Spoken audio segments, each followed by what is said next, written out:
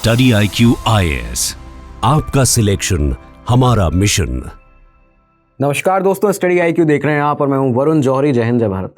The ghost warriors कही जाने वाली भारत की हाईली सीक्रेटिव एलीट फोर्स जो 58 ईयर्स तक सीक्रेसी में सीक्रेटली काम करती रही, जिसे CIA ने ट्रेन किया, IB ने रेस किया और अब रॉ के द्वारा उसे ऑपरेट किया जाता है। आज बात करेंगे और आपको बताएंगे भारत के हाईली सेंसिटिव फ्रंट्स पर काम करने वाली SFF स्पेशल फ्रंटियर फोर्स के बारे में। शुरुआत करते हैं आज के इस एपिसोड की। पूरा ज़रूर देखिएगा, जय हिंद ज़रूर लिखिएगा कमेंट बॉक्स में। और अब आगे बढ़ते हैं आज के इस एपिसोड में। तो शुरुआत होती है 1950 से। 1950 में जब तिब्बत में कम्युनिस्ट चाइना ने अपना इन्वेजन शुरू किया, उस इन्वेजन के बाद जो तिब्बत के लोकल खाम्पा ट्राइब्स थे उन्होंने इसका विद्रोह शुरू कर दिया था शुरुआत से ही। 7-8 सालों में ही 1958 तक आते आते उन्होंने ऑफिशियली अपनी उन खाम्पा ट्राइब्स ने एक आर्मी बना ली थी, एक वॉलेंटरी आर्मी, जिसको नाम दिया गया चुशी गांगड्रुक। चुशी गांगड्रुक ये जो नाम था, दरअसल इसका अर्थ था, चुशी का मतलब 4 रिवर्स, 4 रिवर्स, 4 नदियाँ, गांग का मतलब था रेंज और ड्रुक का मतलब था 6, यानी कि 4 रिवर और 6 रेंजेस, यानी कि 4 रिवर्स और 6 माउंटेन रेंजेस। पूरी ज्योग्राफी को उस रीजन की दर्शाता था इसका नाम। तो ये जो आर्मी थी इसको बनाया गया। गाम्पो ताशी थे वो इसके लीडर थे, उनके साथ और भी कई सारे लीडर्स थे जो इसको ऑपरेट किया करते थे। इस वक्त कोल्ड वॉर का, क्योंकि ये पूरा एरा चल रहा था और कोल्ड वॉर चल रही थी, US जो था वो कम्युनिस्ट चाइना को सीमित रखना चाहता था, उसके फैलाव को रोकना चाहता था। और इसी के लिए यहाँ पे US ने, अमेरिका की CIA ने चुशी गांगड्रुक की, और साथ ही साथ ये देखा जाए कि तिब्बत में आके तिब्बत की मदद करना कम्युनिस्ट चाइना के खिलाफ शुरू कर दिया। सबसे पहले 1956 में US की CIA ने सीक्रेटली फार ईस्टर्न डिवीज़न को ओपन किया। ये फार ईस्टर्न डिवीज़न जो था, यहाँ पे तिब्बतन जो रिबेल्स थे उनको सपोर्ट करने के लिए इसको बनाया गया था। सबसे पहले 6 तिब्बतन ऐसे रिबेल्स थे जिनको यहाँ पे साइपन आइलैंड पे ले जाया जाता है, वहाँ पे ट्रेनिंग दी जाती है, मैप रीडिंग से लेके रेडियो ट्रांसमिशंस में, पैराशूट जंपिंग में उनको ट्रेनिंग दी गई। इसके बाद उन्हें फिलीपींस के एक आइलैंड पर ले जाया गया, वहाँ पर ट्रेन किया गया और फाइनली उन्हें तिब्बत में ला के एयर ड्रॉप कर दिया जाता है। 1958 में कोलोराडो के अंदर कैंप हैली जो है उसको भी यहाँ बना लिया था US ने, और सीक्रेट ट्रेनिंग यहाँ पे भी देना इन तिब्बत रिबल्स को शुरू कर दिया था। देखा यह गया कि वहाँ पे उस कोलोराडो के कैंप के अंदर सैकड़ों की तादाद में जो तिब्बतन गुरिल्लास थे, जो फाइटर्स थे, उनको यहाँ पे वॉरफेयर सिखाया जाता था। CIA उनको बाकायदा ट्रेनिंग देती थी। अच्छा, अब ये जो समय आया 1957 से 61 तक का, आपको बता दें भारी मात्रा में यहाँ पे आर्म्स एंड एमुनेशन CIA ने, US ने सप्लाई किया, एयर ड्रॉप किया इस पूरे एरिया में। तिब्बत के अंदर जो रेजिस्टेंस चल रहा था चाइना को के खिलाफ, कम्युनिस्ट चाइना के खिलाफ, उसके लिए पूरी तरह से तिब्बत को CIA और US सपोर्ट करता हुआ आ रहा था। इस पूरे पीरियड में ये देखा गया कि तिब्बत US की कोल्ड वॉर स्ट्रैटेजी का एक बहुत ही इंपॉर्टेंट पार्ट बन गया था। लेकिन अब तिब्बत के लिए हालात और ज़्यादा बेकार होने लग रहे थे। क्या हुआ कि 1959 आता है और आप सभी जानते होंगे जब दलाई लामा भारत आए। 1959 में सिचुएशन इस तरह की हो गई कि राजधानी लहासा में विद्रोह हुआ, बहुत ज़्यादा तेज़ विद्रोह हुआ। चाइना की आर्मी यहाँ पे अंदर आने लगी। दलाई लामा को अपनी मातृभूमि को छोड़कर भारत आने के लिए मजबूर होना पड़ा। और इसी के तहत बताया जाता है कि ये 1959 से लेकर जो आगे, कम से कम आगे के 7-8 सालों तक करीबन 80,000 तिब्बतन रेफ्यूजीज थे जो कि इस दौरान में भारत आए हैं।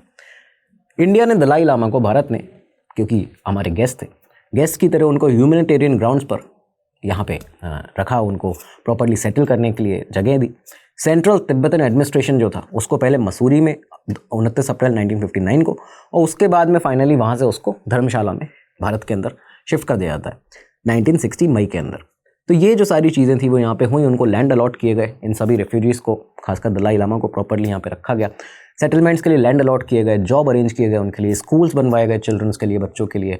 और इसी समय से चाइना जो था, ये देखा गया कि क्योंकि हम लगातार दलाई लामा को सपोर्ट कर रहे थे, तिब्बतन रेफ्यूजीज़ को अपने शरण दे रहे थे, चाइना ने भारत को अपना विरोधी मानना यहीं से शुरू कर दिया था। हालांकि अब तक ये देखा गया था कि इंडिया की जो पॉलिसी थी वो नॉन इंटरफेरेंस की थी सीनो तिब्बतन रिलेशंस के अंदर, यानी कि चाइना और तिब्बत के जो भी बॉर्डर डिस्प्यूट, जो भी तमाम चीज़ें चल रही थी, उसमें नॉन इंटरफेरेंस की पॉलिसी थी हमारी।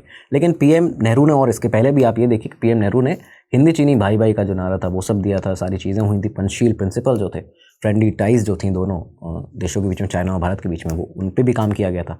लेकिन जब 1959 में दलाई लामा भारत आए हैं, इसी टाइम चुशी गांगड्रुक के, वही जो एक वॉलंटरी आर्मी बनाई गई थी तिब्बत के द्वारा, वहाँ के खाम्पा ट्राइब्स के द्वारा, चाइना से लड़ने के लिए, कम्युनिस्ट चाइना से, तो उसके भी काफ़ी सारे जो फाइटर्स थे चुशी गांगड्रुक के, वो भी भारत आ गए थे। ये सारे तिब्बतन फाइटर्स थे। भारत आए, भारत में उनको भी वेलकम किया गया, हमने उन्हें जॉब भी दी, उनके लिए दार्जिलिंग और सिक्किम में उनको बेस करवाया गया वहाँ पे। लेकिन ये सारी चीज़ें जब चल रही थी तो उन्होंने एक बार फिर से अगले ही साल से 1960 में, ये सामने जो रिपोर्ट्स आती हैं वो बताती हैं कि उन्होंने एक बार फिर से इन सारे फाइटर्स ने रीग्रुप करना शुरू कर दिया। रीग्रुप कर रहे थे ये लोग मस्तांग रीजन में, नॉर्थ नेपाल के अंदर, और वहाँ पे उन्होंने अपने जो न्यू गोरिल्ला बेस था, उनका एक नया पूरा बेस, उसको सेटअप किया। अब इस रीजन में इसलिए किया था क्योंकि ये जो रीजन था वो तिब्बत बॉर्डर के साथ में कनेक्टेड था, कल्चरली भी उससे कनेक्टेड था। यहाँ पे जो गोम्पो ताशी और जो ग्यालो थांडुप थे, दलाई लामा के भाई, उन्होंने 39 कमांडर्स और 3000 सोल्जर्स को कलिम्पोंग में गैदर किया और मस्तांग के लिए शिफ्ट कर दिया उसी बेस पे। ये सारी चीज़ें एक बार दोबारा से शुरू हुई। अब ये लोग यहाँ से जो फाइटर्स आए थे, कम्युनिस्ट चाइना को क्योंकि भगाना तो था अपने देश से बाहर, तो उसके लिए लड़ाई इन्होंने जारी रखी।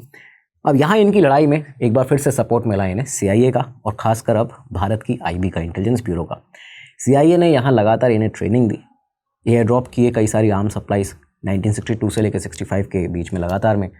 फाइनेंशियल सपोर्ट जो था वो दिल्ली के इंटेलिजेंस हेडक्वार्टर से लगातार दिया जाता था। इनडायरेक्टली जो सपोर्ट था वो पूरी तरह से दिया जाता था। इनफैक्ट इंडिया पूरी तरह से अवेयर था इन सारे डेवलपमेंट से, और हम कहीं ना कहीं सपोर्ट भी कर रहे थे इन चीज़ों का। CIA के साथ इनडायरेक्टली इन्वॉल्व था IB, इंटेलिजेंस ब्यूरो, और लगातार चूशी गांगडुक के जो फाइटर्स थे उनको ट्रेन किया जा रहा था। मस्तांग से जो ऑपरेशन थे वो PLA के खिलाफ, यानी कि ये जो चाइना है, चाइना की पीपल लिबरेशन आर्मी के खिलाफ लगातार चलाए गए। भारत प्रॉपरली इसमें इन्वॉल्व भी था। और फाइनली इसके बाद जो चाइना का जो एक तरह से नाराज़गी थी भारत के खिलाफ, और ये जो पहले से ही उसके इरादे सही नहीं थे, उसने रूप लिया 1962 की सीनो इंडियन वॉर का। 1962 की लड़ाई आप सभी जानते हैं, भारत और चाइना का युद्ध हुआ। भारत के लिए एक बड़ा ही एक इस तरह का युद्ध था जिसमें हमारी इंटेलिजेंस का भी फेलियर देखा गया सामने। हम तैयार नहीं थे, हमारी मिलिट्री तैयार नहीं थी, चाइना हम पे अटैक कर सकती है इस तरह से, और इसमें हमें बहुत ज़्यादा नुकसान भी हुआ। चाइनीज़ फोर्सेस ने क्योंकि यहाँ पे हिमालयन बॉर्डर्स पर हमला किया था, जो इंडियन आर्मी है अनप्रिपेयर्ड थी। ये वॉर अक्टूबर से नवंबर तक चली थी, जो सीनो इंडियन वॉर थी 1962 की, और इसमें जो इंडियन सिक्योरिटी इस्टेब्लिशमेंट था उसको पूरी तरह से एक तरह से शेक कर दिया था, हिला कर रख दिया था। IB ये समझ चुकी थी यहाँ पे इस वॉर के बाद कि अभी तक तो जो हम कर रहे थे सारी चीज़ें वो हो रही थी, लेकिन यहाँ एक चीज़ सामने आई कि IB जो एक सोल एजेंसी है अभी तक इंटरनल इंटेलिजेंस, एक्सटर्नल इंटेलिजेंस के लिए, कहीं ना कहीं एक प्रॉब्लमेटिक है। एक और एजेंसी का होना ज़रूरी है। लेकिन उसके पहले सामने ये आया कि IB के सपोर्ट के लिए हमें कई और ऐसी डिपार्टमेंट्स, कुछ ऐसे फ्रंट्स बनाने चाहिए, कुछ ऐसी ऑर्गेनाइजेशंस बनानी चाहिए जो IB को टेक्निकल इंटेलिजेंस और कहें कि गुरिल्ला जो वॉरफेयर है उसमें सहायता कर पाए, मदद कर पाए। इसी के लिए यहाँ से अब 2 ऑर्गेनाइजेशंस को बनाया जाता है। यहीं से ये जो पल था, यहीं से शुरुआत हुई SFF को बनाने की। अब ये हुआ कैसे, इसका बैकग्राउंड क्या था, कैसे आइडिया सामने आया, ये आपको बताते हैं। देखिए, हिमालयन फ्रंटियर्स पर जब वॉर के दरमियान ये लगातार जो चीज़ें चल रही थी, भारत और चाइना की लड़ाई चल रही थी, इस समय ही जनरल KS थिमैया जी जो थे इंडियन आर्मी चीफ, उन्होंने प्रपोज़ किया, उनके दिमाग में आइडिया आया था कि उन्होंने प्रपोज़ किया कि तिब्बतन फाइटर्स जो हैं, चूशी गांगडुक के जो फाइटर्स हैं, उनको आगे लाना चाहिए। इसके बाद फाइनली ये जो प्रस्ताव था गवर्नमेंट को ही दिया गया। पहले गवर्नमेंट की तरफ से रेजिस्टेंस देखा गया, वो इसके अगेंस्ट में थे, लेकिन फाइनली 26 अक्टूबर 1962 को VK कृष्ण मेनन और उस समय के जो जनरल BM कॉल थे हमारे, उन्होंने ब्रिगेडियर सुजान सिंह ओबान जी से मुलाकात की। सुजान सिंह ओबान जी एक बहुत ही शानदार इंडियन आर्मी के ऑफिसर, 22 माउंटेन ब्रिगेड को कमांड कर चुके थे। यहाँ उनसे मुलाकात करने के बाद साउथ ब्लॉक में दिल्ली के अंदर जब ये मीटिंग हुई है, तो यहाँ डिसीजन लिया गया कि तिब्बतन रेजिस्टेंस फोर्स जो है उसको रेज किया जाएगा इंडियन टेरिटरी पर चाइनीज़ जो आर्मी है उससे फाइट करने के लिए। और फाइनली यहाँ से ये जो आइडिया था ये तब्दील होने लगा एक फोर्स के रूप में, कि मतलब एक फ़ोर्स बनाई जाएगी जिसको उस समय नाम भी डिसाइडेड नहीं था कि SFF नाम रखा जाएगा या इस्टेब्लिशमेंट 22 नाम रखा जाएगा, लेकिन बाद में जो जिस तरह से चीज़ें चली हैं वो सब आपको ही पता चलेंगी। आइडिया कर यहाँ से अब फाइनलाइज होने लगा था। इस आइडिया को एग्जीक्यूट करने के लिए ग्वालो थांडुप को, जो कि यहाँ चूशी गांगडुक के एक बहुत ही बड़े प्रोमिनेंट फिगर थे, उनको बुलाया गया दार्जिलिंग से दिल्ली। उनसे मुलाकात की गई और फाइनली मुलाकात के बाद जो निष्कर्ष निकला वो ये था कि उन्होंने 5000 वॉलंटियर्स को रेस करने के लिए, जो उनसे कहा गया था कि आप ऐसे 5000 वॉलंटियर्स को रेस करिए जो आगे इस तिब्बतन रेजिस्टेंस जो फोर्स है जिसको हम बनाना चाहते हैं चाइना से लड़ने के लिए, उसमें सामने आएंगे, हिस्सा लेंगे। अब सवाल ये था कि ये जो पूरी फोर्स बनेगी इसको कमांड कौन करेगा, कंट्रोल कौन करेगा? डिफेंस करेगी भारत की, इसको जो डिफेंस मिनिस्ट्री वो कमांड करेगी या फिर आईबी कमांड करेगी।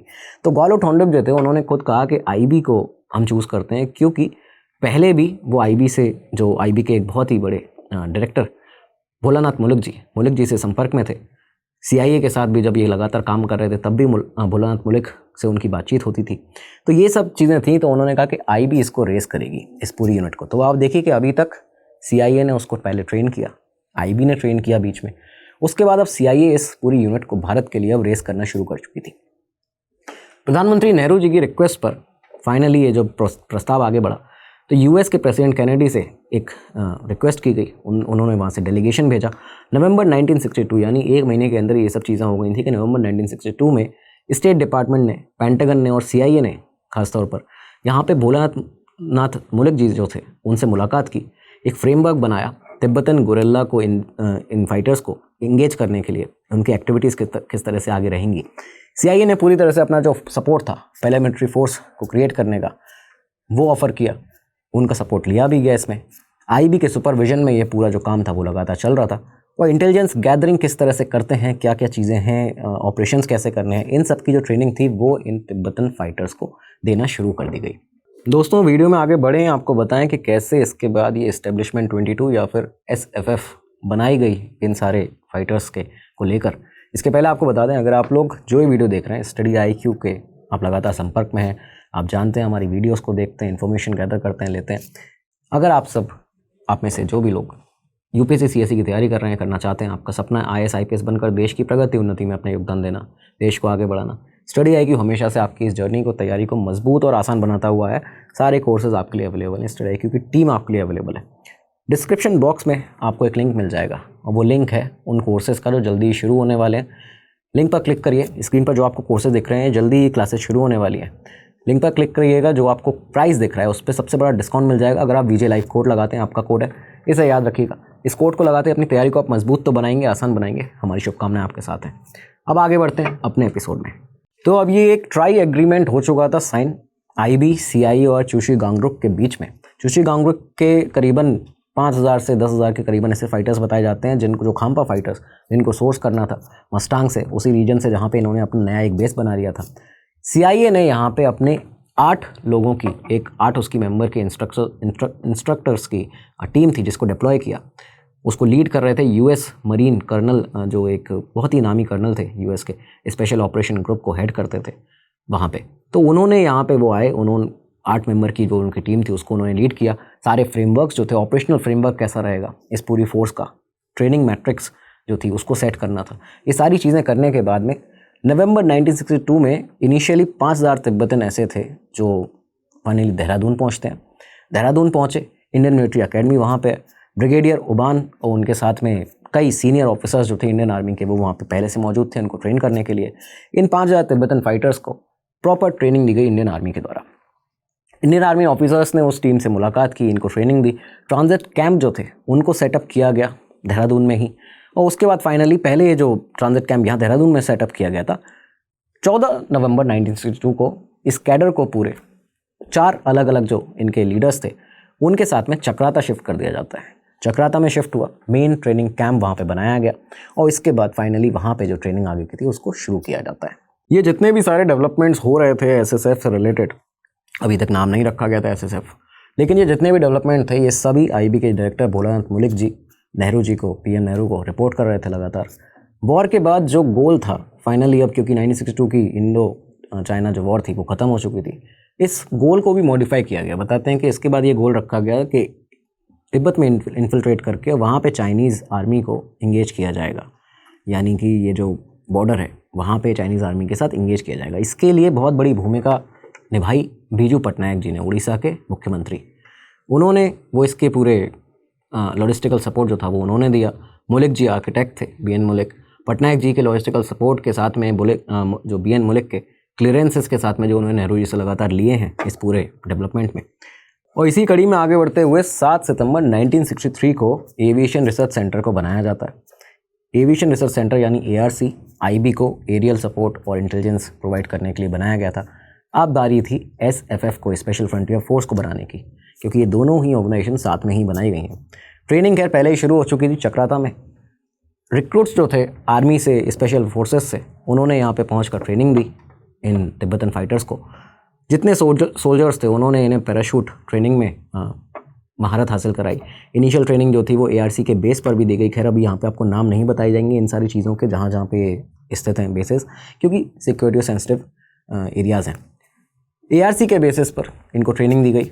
एडवांस ट्रेनिंग जो थी वो लद्दाख में हाई एल्टीट्यूड पर ड्रॉप करके दी गई।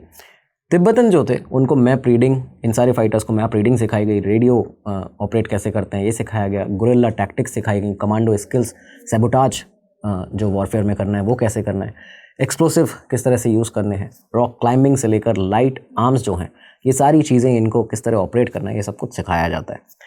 ये सब होने के बाद में पहले 12 तिब्बतन्स को सीक्रेट पैरा ट्रेनिंग आगरा में दी जाती है। US ने लगातार इस बीच में अपना सपोर्ट जारी रखा था। US ने जो भी आर्म्स हैं, जो इंस्ट्रक्शंस हैं, वो उनकी जो एक 8 मेंबर्स की टीम थी वो लगातार यहाँ पे देती थी।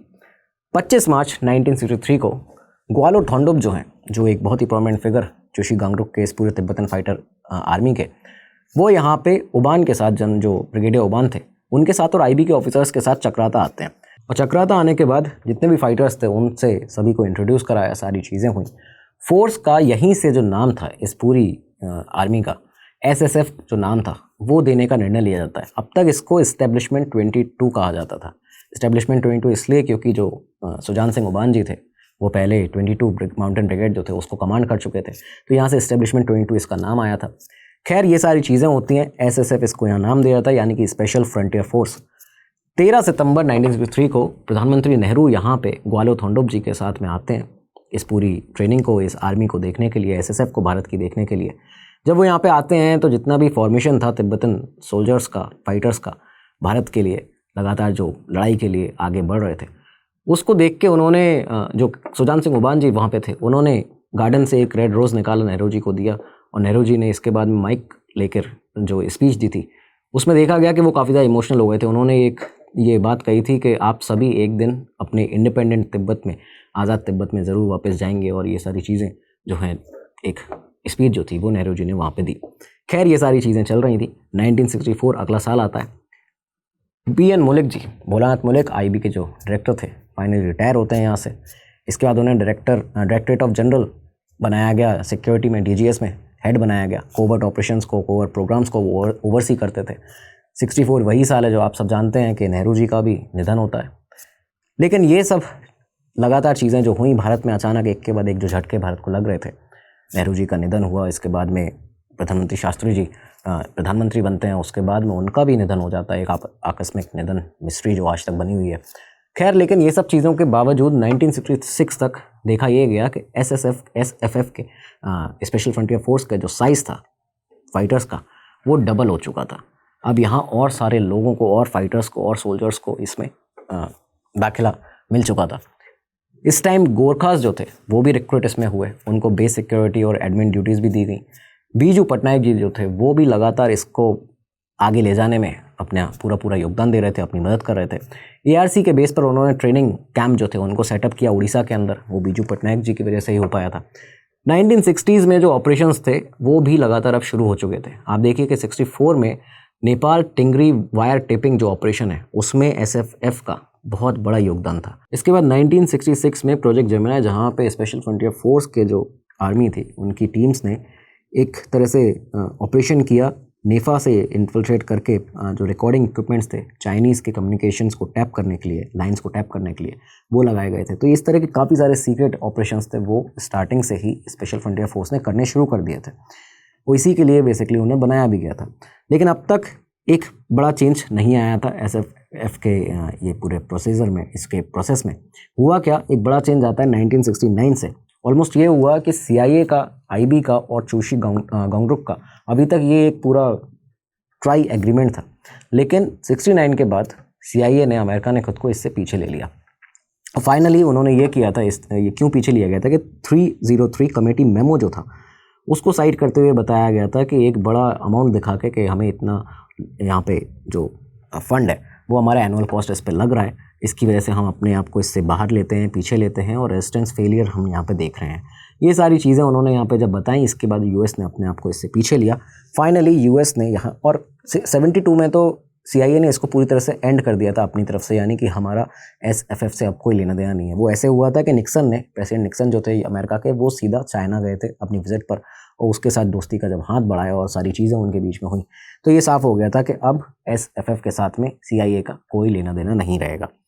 यहाँ से पूरी रिस्पॉन्सिबिलिटी जो थी वो भारत को, इंटेलिजेंस ब्यूरो को सौंपी गई।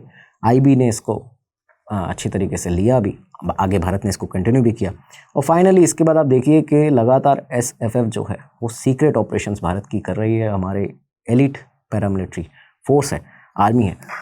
1971 में एक बहुत मेजर ऑपरेशन, अब देखिए यहाँ से हम आपको जब ऑपरेशंस के बारे में बताना शुरू करेंगे, डिटेल सारे सामने हैं लेकिन सिक्योरिटी रीजन से नहीं बताए जा सकते हैं। पहला ऑपरेशन 71 में था, आप सभी जानते हैं, जो भारत पाकिस्तान का युद्ध हुआ है 71 में, भारत ने पाकिस्तान को धूल चटाई है, उसमें स्पेशल फ्रंटियर फोर्स का बहुत बड़ा योगदान था। वहाँ पे हमारे करीबन 3000 SFF के जो जवान थे वो तैनात थे चिट्टागोंग हिल ट्रैक्स पर। वहाँ उन्होंने ऑपरेशन किया नवंबर 1971 में।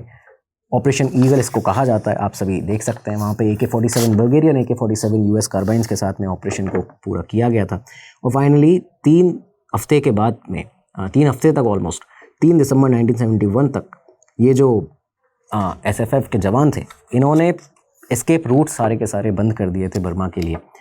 जो पाकिस्तान की 97th इंडिपेंडेंट ब्रिगेड थी, 2nd कमांडो बटालियन थी, इन सब को रोक के रख दिया था। काफ़ी सारी कैजुअलिटीज़ भी हुई थी, लेकिन इसके इस साहस के लिए इन जवानों को SFF के, क्योंकि क्लासिफाइड यूनिट है तो इसलिए प्रॉपरली उनको पब्लिकली उनको सराहा नहीं जा सकता, लेकिन इंडियन गवर्नमेंट ने 580 SFF के मेंबर्स जो थे उनको कैश बोनसेस दिए थे, उनको ऑफिशियल डेकोरेशंस दिए थे, ये सारी चीज़ें थी। अच्छा, ऑफिशियल डेकोरेशन का मतलब है पब्लिकली नहीं दिया, लेकिन हाँ प्रमोशंस मिले और सारी चीज़ें उनको सम्मानित किया गया, मेडल्स दिए गए। इसके बाद काफ़ी सारे ऑपरेशंस रहे, project sunray, special formation group, operation sundown 1984 में, जब भिंडरावाले को निकालना था गोल्डन टेम्पल से, तो उस समय पे भी कई सारे कोवर्ट ऑपरेशन थे जो कि प्लान किए जा रहे थे, लेकिन फाइनली उनको इंदिरा गांधी ने उस टाइम अप्रैल 1984 में रिजेक्ट कर दिया था, क्योंकि कुछ रिलीजियस सेंसिटिविटी भी काफ़ी सारी थी, सिविलियंस से उनकी कैजुअलिटीज़ के कंसर्न्स भी थे, तो इन सब के चलते। लेकिन इसके बाद ऑपरेशन ब्लू स्टार के अंदर भी SFF का पार्टिसिपेट जो उन्होंने किया, ये बताया जाता है, वो वहाँ पे ही पहुँचे थे। उन्होंने वहाँ से भी प्रॉपर गोल्डन टेम्पल को खालिस्तानी सेपरेटिस्ट आतंकवादियों से, इन सब से आज़ाद करवाया था। ये सारी चीज़ें हुई। सियाचिन ऑपरेशंस की बात करें तो ऑपरेशन मेघदूत में भी SFF का जिक्र होता है। वहाँ पे भी उनके जितने भी सोल्जर्स गए थे, एक पूरी बटालियन थी जो वहाँ पे परमानेंटली स्टेशन की गई थी, और उसके बाद ब्रेवरी मेडल्स हैं 1985-86 में, वो भी दिए गए थे सियाचिन ऑपरेशंस के लिए। ये सारी चीज़ें चलती हैं। ऑपरेशन सनराइज़ अल फरहान जो 1995 में, आप सभी जानते होंगे, जम्मू कश्मीर से किडनैपिंग हुई थी 6 वेस्टर्न टूरिस्ट की, उसमें भी कहीं ना कहीं नाम सामने आता है स्पेशल फ्रंटियर फोर्स का, कि उन्हीं के जवानों ने यहाँ पे जाके प्रोजेक्ट सनराइज़ जो है, रेस्क्यू ऑपरेशन जो है, उसको अंजाम दिया था। कारगिल वॉर में भी, कारगिल युद्ध के अंदर भी 99 में भी जो इंस्पेक्टर जनरल गुरदीप सिंह उबान थे उस समय पे, जो लीड कर रहे थे, जो आगे लीड कर रहे थे SFF को, उसके ट्रूप को ड्यूरिंग कारगिल वॉर, तो वहाँ पे उन्होंने अपनी माउंटेन वॉरफेयर एक्सपर्टीज़ को दिखाते हुए इस पूरी स्पेशल फ्रंटियर फोर्स ने अपना योगदान दिया था, और इसके लिए उन्हें गैलेंट्री अवार्ड से भी सम्मानित किया गया था। बताया जाता है कि प्राइवेटली राष्ट्रपति भवन में अलग से एक समारोह होता है, जहाँ पे स्पेशल फ्रंटियर फोर्स के जो जवान होते हैं, जिन्होंने अपना साहस का परिचय दिया है, सामने बलिदान दिया है, उनको मेडल्स दिए जाते हैं, उनको प्रॉपर उनका जो रिस्पेक्ट है, जो उनको एक गैलेंट्री अवार्ड्स हैं, वो दिए जाते हैं। और ये सारी चीज़ें पब्लिक से छुपा के ही की जाती हैं, की जानी भी चाहिए। हाल फिलहाल आपको बता दें, ऑर्गेनाइजेशनल जो स्ट्रक्चर है वो ये है कि SFF स्पेशल फ्रंटियर फोर्स, उसको विकास बटालियन भी कहते हैं। विकास बटालियन 1 से लेके 7 तक डिवाइड हैं, अलग अलग बटालियंस हैं, 1 विकास, 2 विकास, 3 विकास, इस तरह से 7 विकास बटालियंस तक हैं। कमांड स्ट्रक्चर इस तरह का है कि तिब्बतन और गोरखा जो फाइटर्स हैं वो इसमें मिक्स हैं। इस समय पे देखा यह जा रहा है कि तिब्बतन फाइटर्स थोड़े से कम हो चुके हैं, रॉ के सुपरविजन में अब ये काम कर रही है। यानी कि आप देखिए 1968 में जब रॉ बनी है, उसके बाद से ही देखा यह गया कि IB के बाद रॉ को कमांड दे दिया गया ऑपरेट करने के लिए SFF का, और अभी भी रॉ ही इसको कमांड करती है। प्रॉपरली कैबिनेट सेक्रेटरीट के अंदर ये फॉल होता है SFF, और वहीं से इसका सारा जो कार्य है आगे का वो सुनिश्चित किया जाता है। इंस्पेक्टर जनरल SFF जो है वो मेजर जनरल रैंक का पद है, और वही इसके हेड होते हैं, और इसके बाद डायरेक्ट वो रिपोर्ट जो है वो सीधा करते हैं पीएमओ को। ये सारी चीज़ें, ये एसएफएफ जो है, आज इसकी कहानी आपको बतानी बहुत ज़्यादा ज़रूरी थी, क्योंकि एक ऐसी यूनिट जिसके बारे में कई बार कमेंट्स आते हैं कि सर इसके बारे में बताइए, लेकिन काफ़ी दिनों से ये एपिसोड डिले था, आज आपके लिए लेकर आए हैं। जय हिंद ज़रूर लिखिएगा कमेंट सेक्शन में दोस्तों, बताइएगा कैसा लगा एपिसोड एसएफएफ के बारे में, और आप क्या क्या जानते हैं बताइएगा, जिससे इन्फॉर्मेशन का आदान प्रदान आपके हमारे बीच में होगा। ऐसे ही अननोन एपिसोड्स आपके लेकर आते रहेंगे, कई सारी स्टोरीज़, कई सारी भारत की हिस्ट्री के बारे में आपको बताएंगे। अब मिलेंगे अगले एपिसोड में, तब तक लिए दीजिए इजाज़त। नमस्कार, धन्यवाद, जय हिंद, जय भारत। स्टडी IQ IAS, आपका सिलेक्शन हमारा मिशन।